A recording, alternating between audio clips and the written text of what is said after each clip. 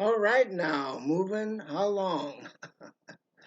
Okay, before I read this next poem to you, let me ask you a question, a loaded question. What's the biggest fairy tale in the Bible? I bet you a huge percent of people would say, I know, Noah's Ark.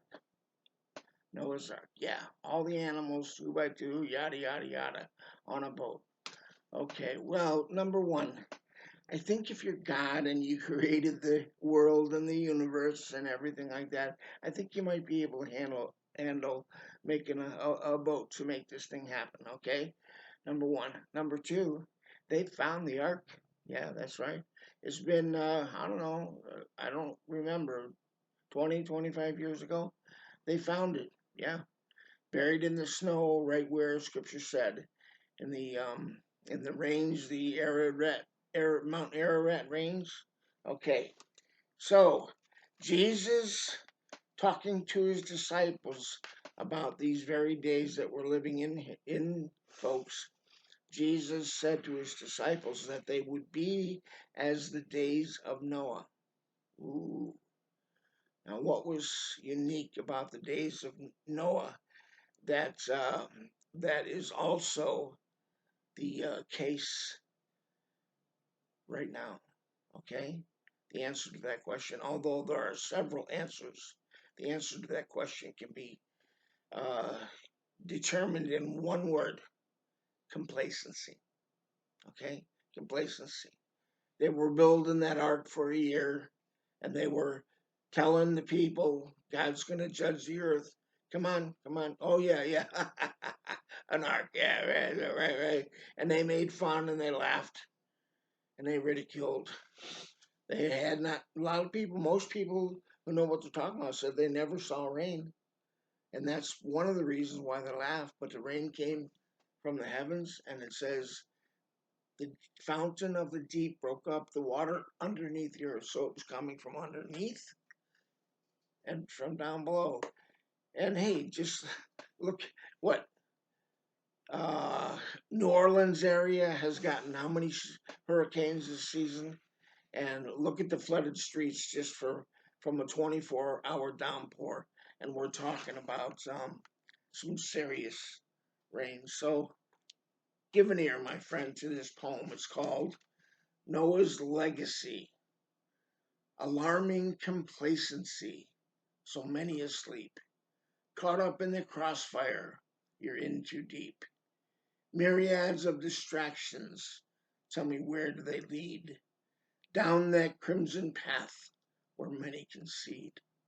The gravity of such decisions, around the corner, a fatal collision. Tell me what's your take on that ivory tower? Methinks it's a hot spot, a cradle of power, caught up in the currents of a whole generation, controlled by the art of divination.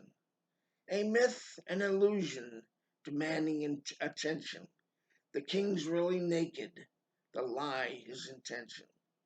The elite, those replete with lines they are crossing, with platitudes to condition, they practice brainwashing.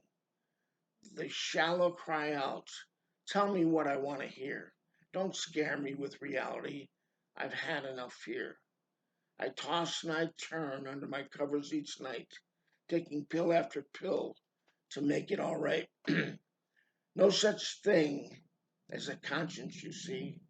Do what makes you happy. It's the key to be free. How stupid, how silly to believe in the ark.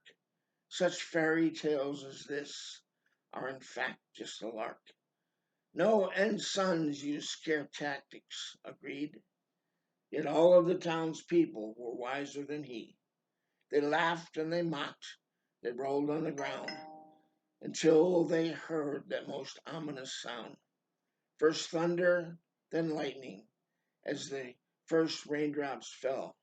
They trembled at this warning of going to hell. They begged and they pleaded as the deep welled up. It was all too late. Enough was enough. Alarming complacency. Now look all around. The ark of this Noah has finally been found. Just excuse all the facts and scoff as you please.